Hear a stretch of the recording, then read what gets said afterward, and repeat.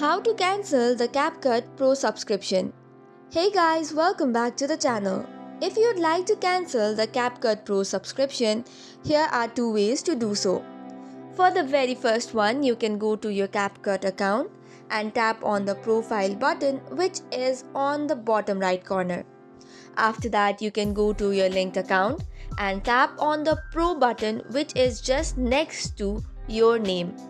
After that, you will see your subscription package. You can see the cancel button. You just have to tap on it and you're good to go. Likewise, the other option is head over to your Play Store. After that, tap on your profile on the top right corner and then tap on payment and subscriptions. Once you tap on payments and subscription, you will see different options. Tap on the third one, which says subscriptions.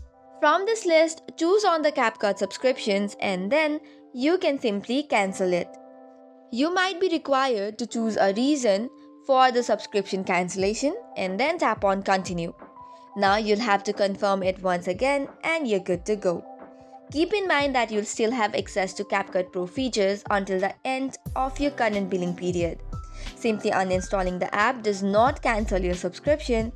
That's all for today's video. For more such contents, do not forget to hit the like and subscribe button. Thank you and keep watching.